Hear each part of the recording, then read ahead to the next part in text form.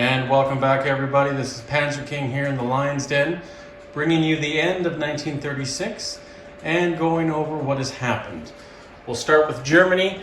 Germany built a sub and an infantry and Lend-Lease a tactical bomber to Spain for their national civil war. And Germany also Anschluss Austria and annexed it to the Reich. So that is the big events for the Germans. The Spanish Civil War is going on. The Germans and the Republicans and the Nationalists have been trading back and forth territory. Right now, the Republicans only have one casualty, where the Nationalists have two. Over here in Russia, Russia was able to annex a troop down into Abyssinia. For Lend-Lease to help out the Abyssinians against the Italians in the Abyssinian War. They also just consolidated their navy, placed some units, moved a lot of troops up to the front. And aside from that, didn't do a whole lot. Moved some ships over here in the Pacific, over there. But that was about it. Japan made a major naval movement, cleaned out all their colonies in the Pacific, and sent them into the Sea Zone 38 in Japan, and is conglomerating to show the emperor the might of the Japanese Imperial Navy. On top of that, we have the UK and the Commonwealth. Australia didn't do a lot. They built an infantry. The FEC consolidated quite a bit of troops into Singapore. That was definitely the highlight. And moved a bulk of their fleet over to Sea Zone 83.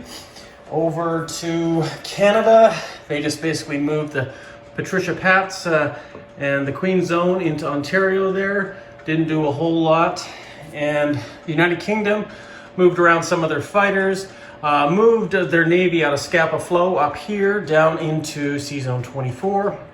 And in Sea Zone 79, they consolidated most of their fleet there, along with the French fleet. And for the French overall, they did not too much. They moved a French Foreign Legion up into southern France. There, I think they built another infantry. And of course, they've been helping out the Abyssinians by Lend-Leasing one infantry down into Abyssinia against the Italians. That was pretty much it for highlights for the French. They did bring one of their infantry over here in southern Vietnam over into French Somaliland. And the Italians, of course, realized there was two militia and two infantry in Abyssinia that they better start attacking. So they attacked, and it was about even Steven. Well, not really. The Abyssinians lost two militia. The Italians lost two infantry. So 2 for 2, but two were weaker units. But now the full might of the Italian Regia Aeronautica has arrived, so they will definitely be in for a good fight down in Abyssinian next turn. So we'll see how that happens and how that goes for them. And then the Americans, they moved this giant fleet, the 9th Fleet, all into Sea Zone 30.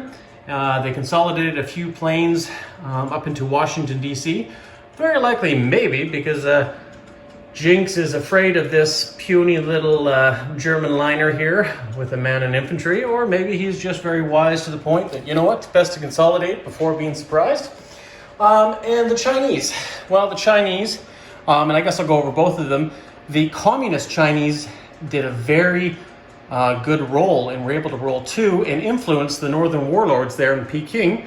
So they all became communists. And the KMT retreated back to the coast, it looks like. So this leaves land open for either Japanese or communists to come in and take at their will. So we'll see what happens in the next turn in 1937.